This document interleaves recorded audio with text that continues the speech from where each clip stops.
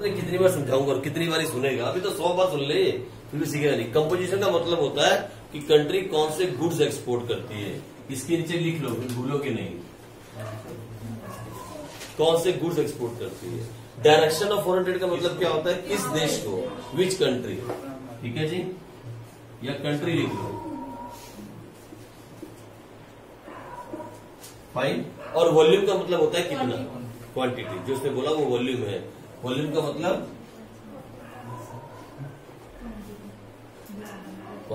Fine. ये तीन चीजों के बारे में हम पढ़ते हैं।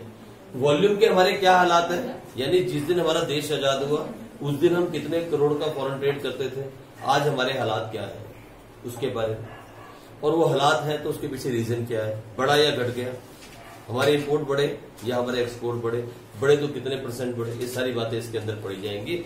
ये इंपॉर्टेंट इसलिए है क्योंकि इसमें फिगर्स हैं, ये टॉपिक इंपॉर्टेंट है, इसमें से क्वेश्चन पक्का बनता है, इसमें फिगर्स है, ये सारा टॉपिक इंपॉर्टेंट है, the complete topic is important. ये वाला India foreign trade after independence, ये आता है पेपर में बहुत बार और 6 नंबर में, ये 6 नंबर का क्वेश्चन है, India foreign trade after independence. इसीलिए आपको समझ के पढ़ना होगा। तो पहले वॉल्यूम की बात पढ़ी जाएगी, फिर हम पहले इंडिपेंडेंस से पहले, आपको मालूम है वो ट्रेडिशनल गुड्स कौन से, वो हमारे जूट और वो कॉटन, इन्हीं को हम एक्सपोर्ट करते थे, लेकिन अब बदल गया, अब हम क्या क्या एक्सपोर्ट करने लगे उसके बारे में पढ़ेंगे। अच्छा, आपको मालूम है आजादी से पहले 99% हमारा जो इम्पोर्ट एक्सपोर्ट था किसके साथ था, ब्रिटेन, क्योंकि हम उनके अंडर थे, रॉ मटेरियल वहां जाता था और फिनिश गुड्स वहां। लेकिन अब ऐसा नहीं है, आजादी के बाद अब चीजें चेंज हो गई, अब यूएसए भी हमारा पार्टनर है, यूएई भी हमारा पार्टनर है, अब चाइना भी हमारा पार्टनर है, बहुत सारे हमारे पार्टनर्स हैं, ठीक है जी, उनके बारे में पढ़ेंगे, कौन कितना पार्टनर है ये पढ़ेंगे। तो ये सारा टॉपिक है, फाइन। मतलब जनरली जितना हार्ड टॉपिक नहीं है, बड़ा नॉर्मल सा टॉपिक है, लेकिन थोड़ा सा लेंथी रहेगा और थोड़ी फिगर्स ज्यादा है इसके अंदर। तो चलो सबसे पहले स्टार्ट करते हैं, थोड़ी सी लिख लो आप, छोटी सी इंट्रोडक्शन, छोटी सी इंट्रोडक्शन 2 लाइन की लिखो। Rise in foreign trade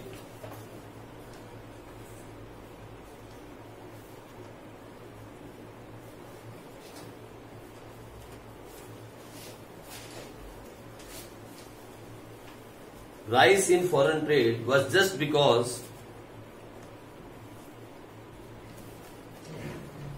because of planned programs of development, planned programs of development by government. India's foreign trade recorded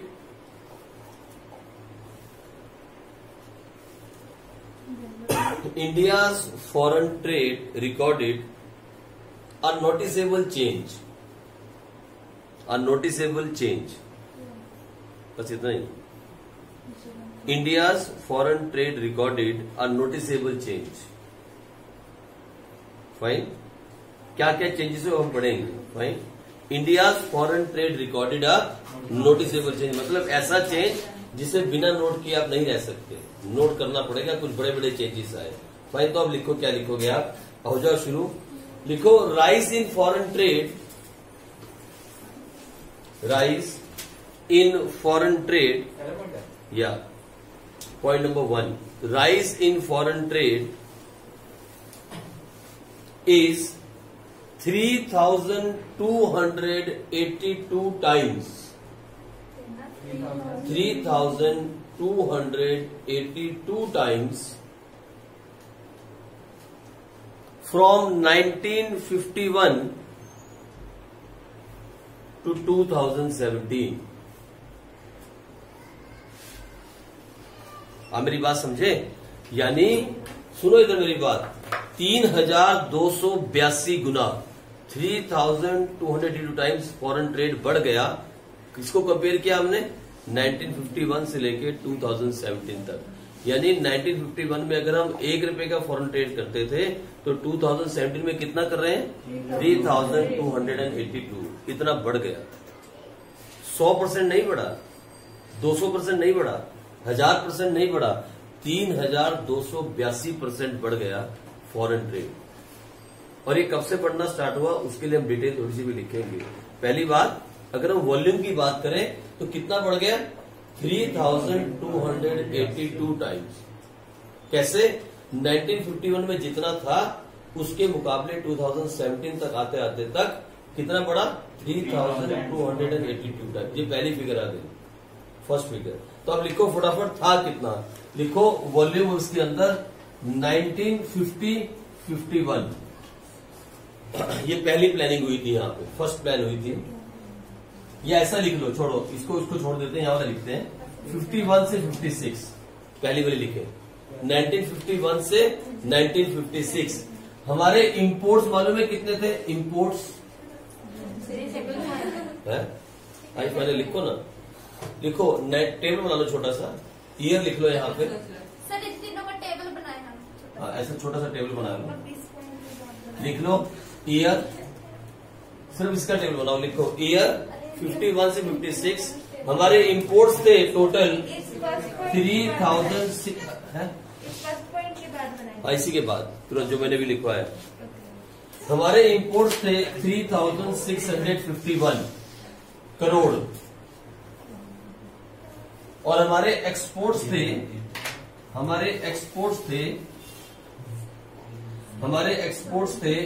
3109 crore. और टोटल फॉरेन ट्रेड था, ये टोटल फॉरेन ट्रेड था, दोनों को प्लस कर लो, कितना आया? तो देखना लो, ये हमारे हालात थे 1951 से 56 तक। ठीक है जी, जब पहली प्लानिंग हमने की, द फर्स्ट प्लान। हमारे टोटल इंपोर्ट्स थे 3651 करोड़, हमारे टोटल एक्सपोर्ट्स थे 3109 करोड़, और अब टोटल जो हमारा फॉरेन ट्रेड था वो था 6760 करोड़। ये कब की बात है? फर्स्ट 5 ईयर प्लान, पहला 5 ईयर प्लान 1951 से 56, ये पहला 5 ईयर प्लान था, फर्स्ट 5 ईयर प्लान। फिर जब रिफॉर्म्स आए 1991, उसके बारे में लिखे आ जाओ 1985 से 1990। रिफॉर्म से ठीक पहले, रिफॉर्म वाले साल से ठीक पहले हमारे इंपोर्ट्स थे 35,412 करोड़, 35,412 करोड़, ये हमारे इंपोर्ट्स थे। और हमारे एक्सपोर्ट्स थे 27,681 करोड़। टोटल कितने हो गए?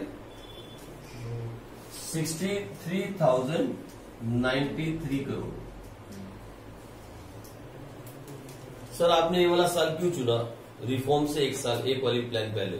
रिफॉर्म कब आए? 1991 में, उससे ठीक 5 साल वाली जो पिछली प्लानिंग थी। ठीक है, अब रिफॉर्म के बाद लिखते हैं, रिफॉर्म के बाद क्या हुआ। अब लिखो 2012 और 2017, ये वाली प्लानिंग। इसके अंदर अब क्या हुआ, जो हमारे इंपोर्ट्स थे वो हो गए 1,31,89,647 करोड़। ये मैं याद करना है। मैंने 3 लिखी है, बुक के अंदर पूरा टेबल है, मैंने सिर्फ 3 प्लानिंग लिखी है। 1,31,89,647 करोड़ हमारे इंपोर्ट्स।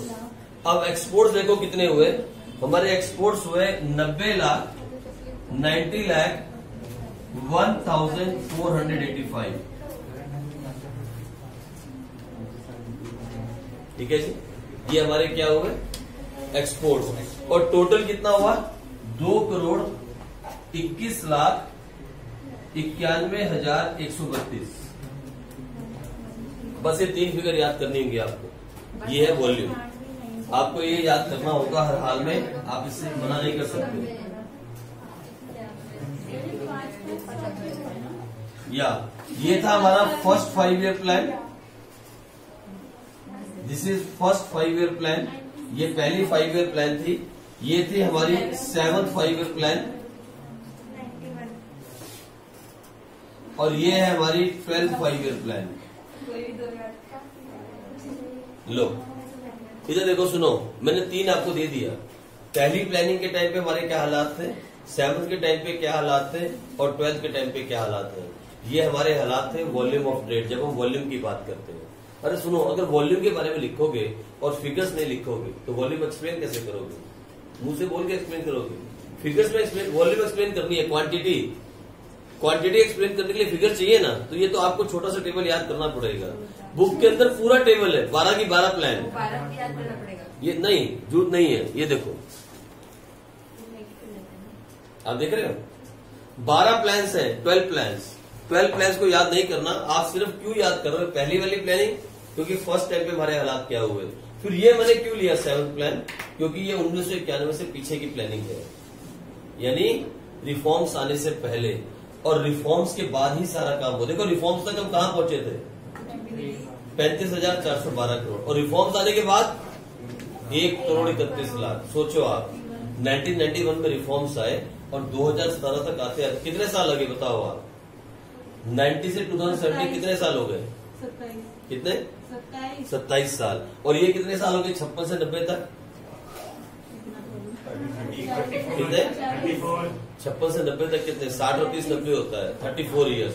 इधर देखो गौर से, बात समझने वाली क्या है, इसके बारे में एक्सप्लेन अपने आप से आप कर सकते हो। 34 ईयर्स लगे हमको 3,600 से 35,000 पहुंचने तक, 34 ईयर।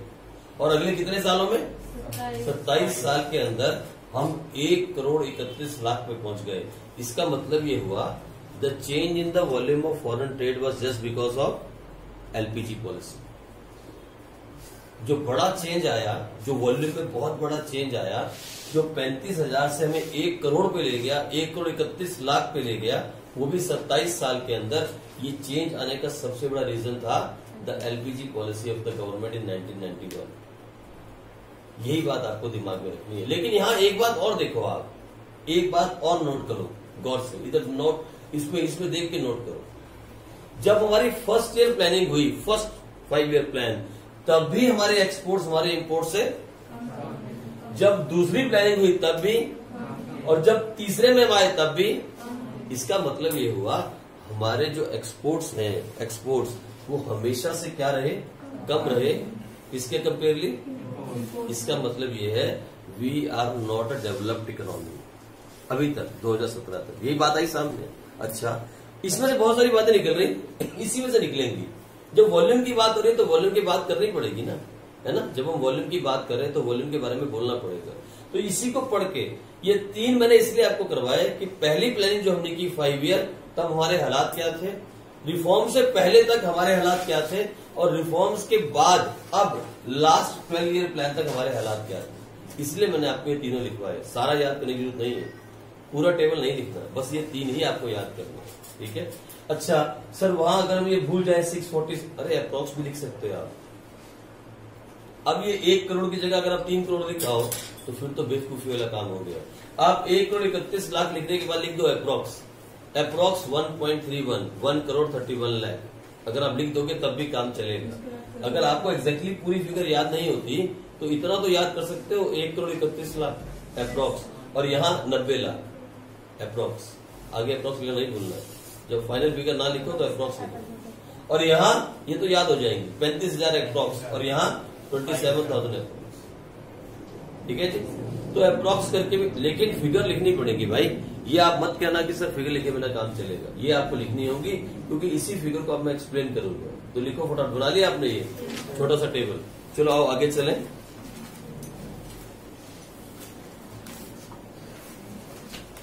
इसी के ऊपर, इसी टेबल पे सारी कहानी चलेगी। अब पूरे पॉइंट इसी टेबल पे होंगे, जो भी होंगे। लिखो, इट सीम्स या इट्स लुक लाइक, कुछ भी लिख सकते हो, N impressive story. Impressive story, बड़ा इम्प्रेसिव स्टोरी लग रहा है कि भैया 3,000 से लेके 1,31,00,000 तक का सफर है ना। It seems to be an impressive story, however there are elements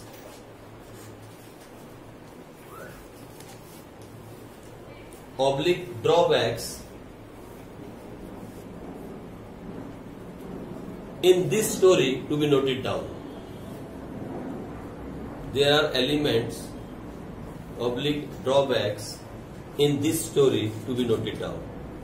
ये देखने में बहुत अच्छा लग रहा है कि हम 3,000 करोड़ से 1,31,000 करोड़ में पहुंच गए when it's come to imports, और 3000 करोड़ से 90 लाख करोड़ तक पहुंच गए when it's come to export. सुनने में बहुत मजा आ रहा है, अरे वाह कितनी तरक्की हिंदुस्तान ने की है, लेकिन इसमें कुछ ऐसे पॉइंट्स हैं जो हमें इसको देख के समझ नहीं आ रहे। अब हम लिखेंगे वो वाले पॉइंट्स कौन से हैं, वो कौन से पॉइंट्स हैं जो इस स्टोरी का ड्रॉबैक बताते हैं। लिखो पहला point, point number 1।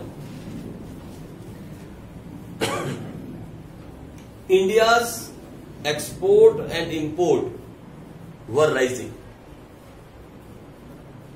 India's export and import were rising, but India's share in the global market was declining. India's share in the global market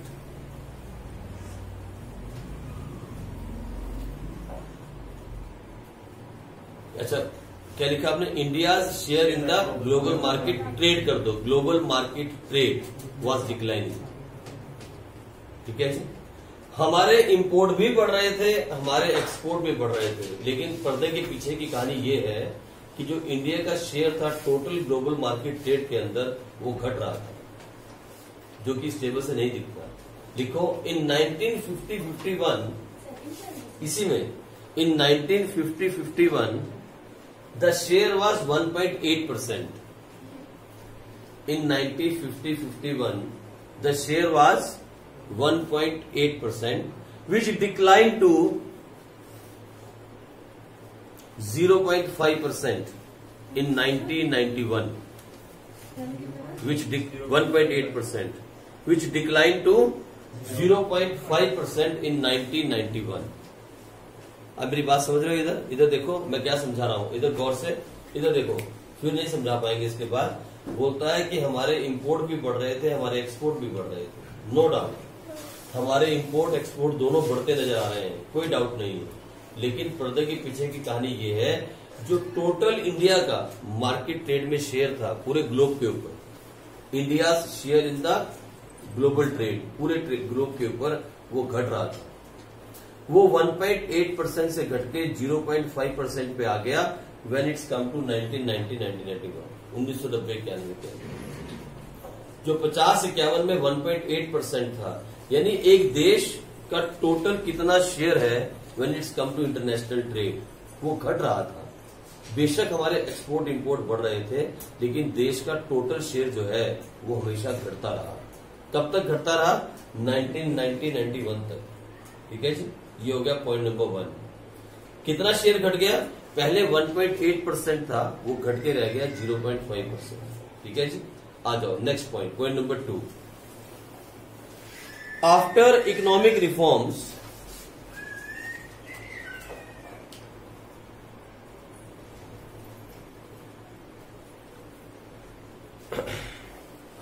India's share, economic reforms,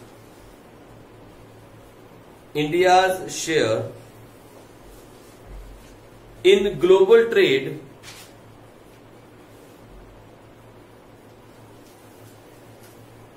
has improved. 1990-91 के बाद ये थोड़ा सा improve होना start हुआ। और कितना improve हुआ तो लिखो फटाफट। In 2017 and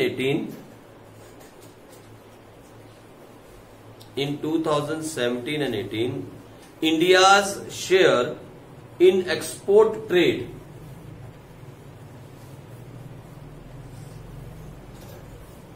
was 2.1%. Export trade was 2.1%, and India's share in import trade was 2.6%.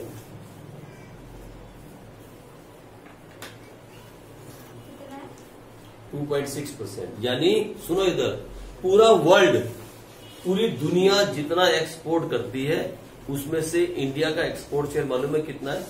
सिर्फ 2.1%। ये 2017-18 के आंकड़े हैं। और पूरी दुनिया में जितना इंपोर्ट होता है उसमें से इंडिया सिर्फ 2.6% ही इंपोर्ट करता है। अब आप सोच लो हम कितनी छोटी इकोनॉमी है अगर इसको देखा जाए। फिगर्स को देखा जाए तो बहुत बड़ी फिगर है ना। 1,31,89,647 करोड़ बहुत बड़ी फिगर बन जाएगी, है ना। लेकिन जब हम बात करते हैं परसेंटेज के अंदर, तो पूरे वर्ल्ड में जितना भी एक्सपोर्ट होता है ना, एक्सपोर्ट पूरे वर्ल्ड में, उसका कितना परसेंट हम एक्सपोर्ट करते हैं? सिर्फ 2.1%। हमारा एक्सपोर्ट हमेशा से ज्यादा हो रहा है, कम रहा है, और इंपोर्ट ज्यादा रहा है। पूरे वर्ल्ड में जितना भी कंट्रियां इंपोर्ट करती हैं, उसका हम कितना इंपोर्ट करते हैं? सिर्फ 2.6%। पूरे वर्ल्ड की जब बात कर रहे हैं, it's a global trade, India economy की बात नहीं कर रहे, ग्लोबल ट्रेड की अगर हम बात करें। जब हम क्वांटिटी की बात करते हैं और फिगर्स की बात करते हैं, तो फिगर्स ये रहे। जब हम परसेंटेज की बात करते हैं, तो परसेंटेज बहुत छोटी है हमारी। हम सिर्फ पूरी दुनिया का 2.6 और 2.1% ही होल्ड करते हैं when it's come to imports and exports. इतना सा ही होल्ड करते हैं पूरी दुनिया का। ये हमारी स्टोरी है। देखो point number 3, point number 3, percentage rise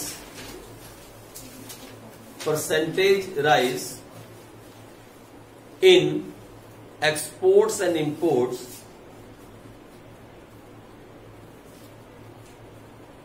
is just because of base effect.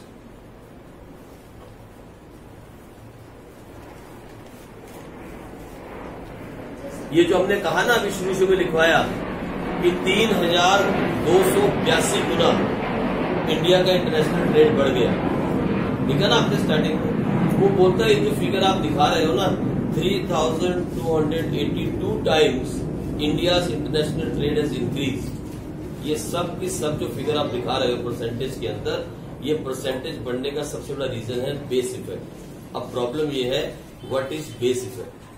यहाँ समस्या ये उठती है what is the meaning of base effect, उसे क्या कहते हैं। और ये पेपर में आता है, तो लिखो इंपॉर्टेंट। इसी के आगे यहाँ लगा लो, क्या लगाओगे? वो है ब्रैकेट लगा लो, लिखो मीनिंग ऑफ बेस इफेक्ट। जल्दी से लिखो फटाफट। Base effect means the impact of the base year, the impact of a base year value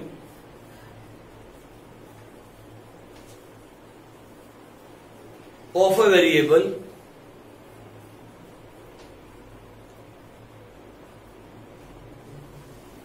on its percentage change, on its percentage change over time.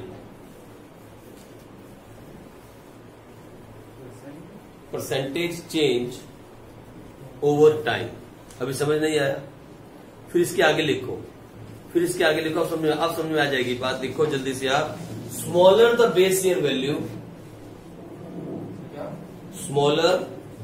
Year value,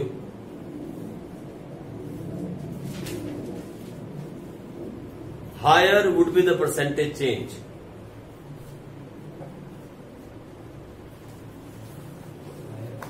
higher would be the percentage change.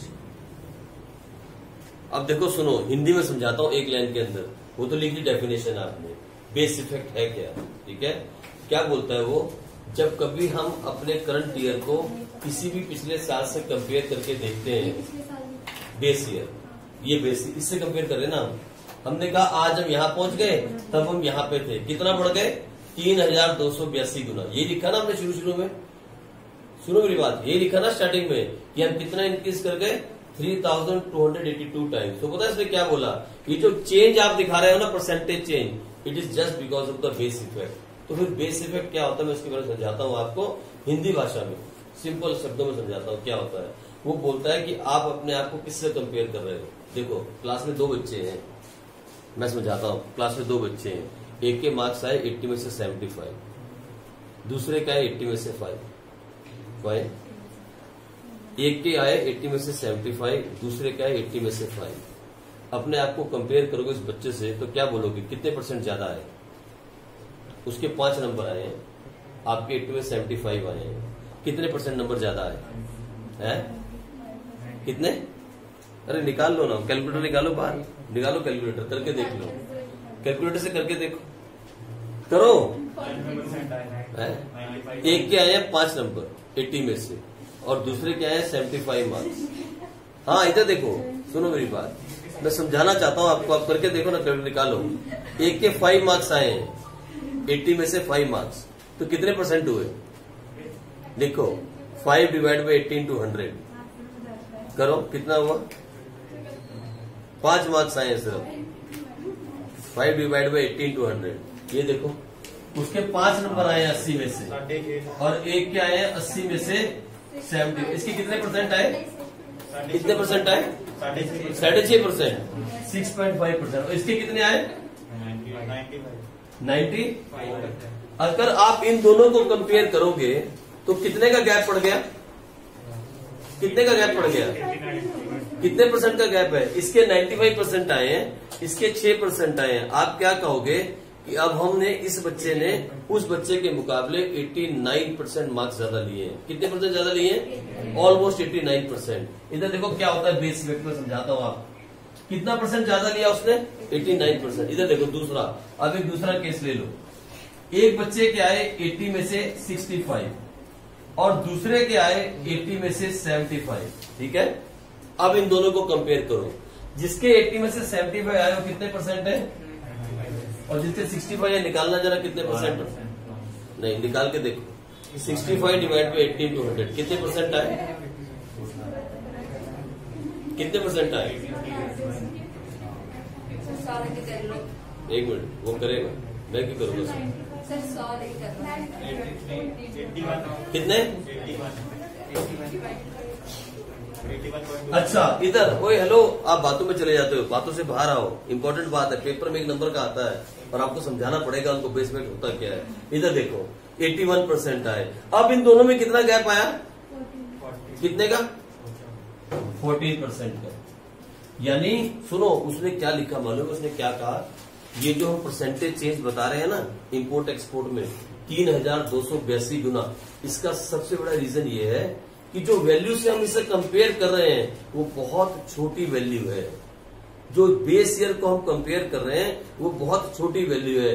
जब हम एक होशियार बच्चे को एक बहुत नालायक बच्चे से कंपेयर करेंगे तो हम कहेंगे होशियार वाले ने 89% ज्यादा लिए, लेकिन जब हम उसी होशियार बच्चे को एक एवरेज बच्चे से कंपेयर करेंगे तो हम कहेंगे सिर्फ 14% ज्यादा हुआ। उस वक्त पे हम नालायक बच्चे थे, जिस वक्त पे देश के अंदर इंडिपेंडेंस के बाद आजादी हुई, हम इतने नालायक थे कि 3651 पे खड़े थे। हम इसे कंपेयर कर रहे हैं, एक नालायक बच्चे को एक बहुत होशियार बच्चे से कंपेयर कर रहे हैं। इसीलिए हम कह रहे हैं द चेंज वाज 3282 टाइम्स। जितना ये कम होगा उतनी ज्यादा परसेंटेज चेंज दिखेगी। जितनी ये फिगर बढ़ती चली जाएगी, बेस ईयर की फिगर, उतनी परसेंटेज कम होती जाएगी। यही बात मैंने आपको लिखाई, what is the meaning of base effect. Base effect का मतलब है बेस ईयर की वैल्यू जितनी छोटी होगी उतना इम्पैक्ट ज्यादा दिखेगा। ये देख लो 89% का इम्पैक्ट दिख रहा है, और बेस ईयर की वैल्यू जितनी ज्यादा बढ़ती चली जाएगी उतना इम्पैक्ट छोटा होता चला जाएगा। That is called base year effect. आप मेरी बात समझे? मुझे तो 2-3 बच्चे समझ गए होंगे बात को। अगर आप में से सारों में से ये बात को समझो, मैं क्या समझना चाहता हूँ। What is the meaning of base year effect? Base effect का मतलब है जिस ईयर से आप अपने आप को कंपेयर कर रहे हो उस साल के अंदर अगर फिगर बहुत छोटी है और इस साल में जहां आप खड़े हो वहां फिगर बहुत बड़ी है, तो फिर परसेंटेज इफेक्ट बहुत बड़ा आएगा। जैसे कि ये हो रहा है, जैसे कि इस केस में हो रहा है। हम एक उस बच्चे को उस बच्चे से कंपेयर कर रहे हैं जो बहुत वीक है, बहुत ज्यादा वीक है, जिसके सिर्फ 5 नंबर आए हैं, तो हम कह रहे हैं कि इस वाले बच्चे ने 89% उस बच्चे से ज्यादा लिए। This is called base year effect, और यही काम हम कर रहे हैं इस वॉल्यूम के अंदर। Same thing we are doing when we are calculating the volume year. जब हमने पहली लाइन लिखी ना, there is 3282 times we have increased in the international trade, उस वक्त पे हमने ये बात नहीं बताई कि इतना बड़ा इफेक्ट जो हम बता रहे हैं छोटा नहीं होता। ये 3282 गुना मीन्स 3282% का राइज आया। रीजन था बेस इफेक्ट। क्या रीजन था उसके पीछे? Base effect. And what is base effect? Base effect का मतलब जब हम करंट ईयर की वैल्यू को उस ईयर से कंपेयर करें जिस साल में हम बहुत नालायक थे। ये देखो, जब हमारे पास बहुत छोटे वेरिएबल्स थे 3000, अभी 3000 को 1 करोड़ से कंपेयर करोगे तो भैया फिर तो आएगा ही आएगा 3282 गुना। और जैसे जैसे ये फिगर बढ़ती जाएगी वैसे वैसे बेस इफेक्ट घटता जाएगा। आप चाहो तो करके देख लो 1990 को, बेस इफेक्ट घट जाएगा, और नजदीक आओगे और घट जाएगा। जैसे जैसे बेस फिगर आपकी बढ़ती जाएगी वैसे वैसे आपका जो परसेंटेज चेंज है वो लेस होता जाएगा। यही मैंने आपको लिखवाया बेस इफेक्ट के अंदर। आप पढ़ो लाइन क्या लिखी बेस इफेक्ट में, जल्दी पढ़ो, एक बार लाइन पढ़ो। What is the meaning of base effect? It means the impact of a base year value of a variable on its percentage change over time smaller, the base year value higher would be the percentage change. अब पढ़ो दोबारा से, कोई और पढ़ो दोबारा से, कोई और बच्चा पढ़ो दोबारा से, एक और पढ़ो। हाँ पढ़ो जल्दी से, क्या लिखा है? Base effect means the impact of a base year value of a variable on its percentage over time. Smaller the base year value, higher would be the percentage change. आप समझ रहे हो? यही लाइन आपने लिखी है। फिर मैं पढ़ता हूँ इसको, एक बार फिर से पढ़ता हूँ, मैं आपको फिर से समझाने की कोशिश करता हूँ। जो आपको मैंने लिखवाया बेस इफेक्ट का रीजन क्या है। मैंने कहा base effect means the impact of base year value. ये रही, this is the base year value. ये देखो, ये this is the base year value. यहां से हमने पहली प्लानिंग की, ये हमारा बेस ईयर है, और हम खड़े कहाँ हैं? यहां खड़े हैं 2017 में। मैंने कहा बेस ईयर, बेस इफेक्ट क्या होता है? It means the impact of the base year value which is this, the impact of the base year value. फिर आगे क्या लिखवाया? Of a variable on it's percentage change, on it's percentage change over time. क्या होता है? Smaller the base year value, अगर जितनी base year value छोटी रहेगी फिर उससे क्या होगा? Higher would be the percentage change. जितनी बेस ईयर की वैल्यू छोटी होगी उतना परसेंटेज चेंज क्या दिखेगा? बड़ा दिखेगा। जहां मैंने आपको प्रूव करके दिखाया, smaller the base year value higher the base year change. Smaller, ये देखो, ये 5% था, इसके 75 थे, तो कितना चेंज आ रहा था? जैसे इसको हमने 65 से कंपेयर किया तो कितना आया? सिर्फ 14%। This is called base effect. यानी जिस चीज से, जिस साल से अपने आप को हम कंपेयर कर रहे हैं उसकी वैल्यू जितनी छोटी होगी परसेंटेज चेंज उतना बड़ा होगा।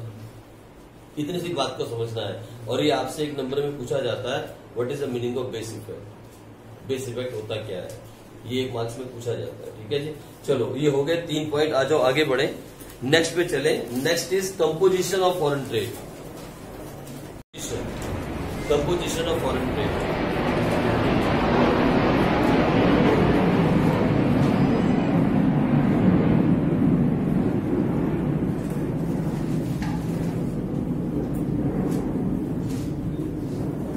लिखो पहले थोड़ी सी इंट्रोडक्शन 2 लाइन की। लिखो composition of trade, composition of trade means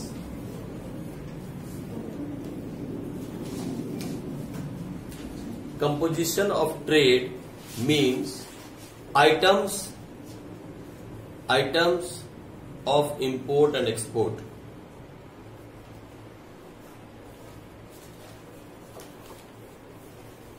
items को अंडरलाइन कर लेना।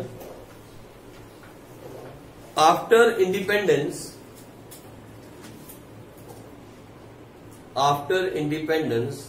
There has been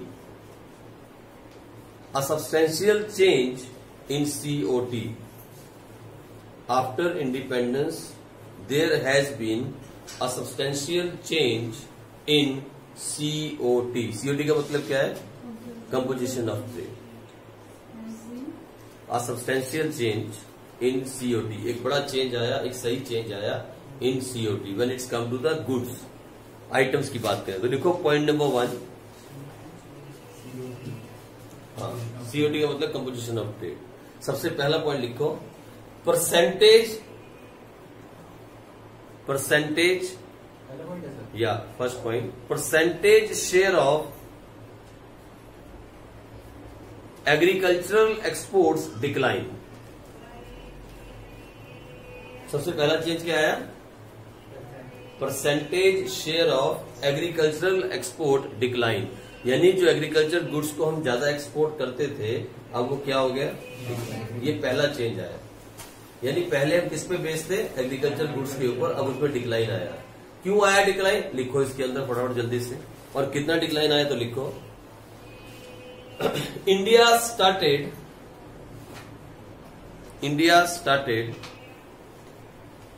using its farm products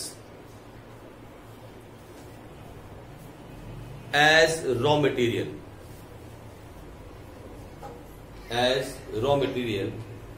for its domestic industry.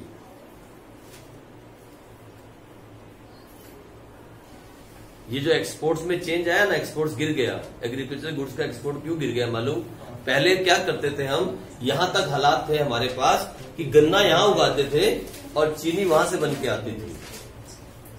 आप समझे, इधर देखो, पहले क्या था कि गन्ना यहां उगता था और चीनी वहां से बन के आती थी, क्योंकि चीनी बनाने की फैक्ट्री नहीं थी, डोमेस्टिक इंडस्ट्री थी नहीं, है ना। लेकिन अब क्या हुआ, डोमेस्टिक इंडस्ट्री लगने लगी, तो फिर जो हमारे एग्रीकल्चर प्रोडक्ट्स थे ना, हमने उनको यहीं पे यूज करना। दूध यहाँ का, बटर वहां से आता था, हालात ये थे, है ना। तो फिर इसका मतलब ये हुआ कि जो हमारे एग्रीकल्चर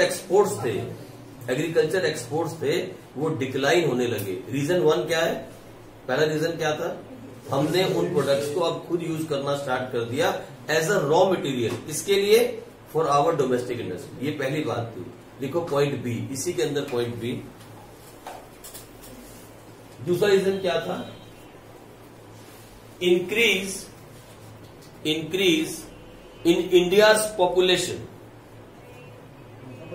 या दूसरा पॉइंट, इसी में दूसरा पॉइंट है B, increase in India's population has also raised the domestic consumption.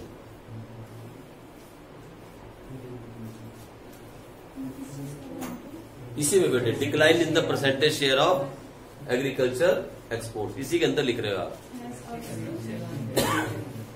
Increase in India's population has also raised the domestic consumption. मैंने कहा ना, एक्सपोर्ट क्या होता है, domestic production minus domestic consumption. हमारी पॉपुलेशन भी बढ़ गई तो हमारी कंजम्पशन बढ़ गई, उससे हमारा एक्सपोर्ट क्या हो गया, कम हो गया। 2 रीजन बताए, एक तो पहला रीजन ये कि जो रॉ मटेरियल हम प्रोड्यूस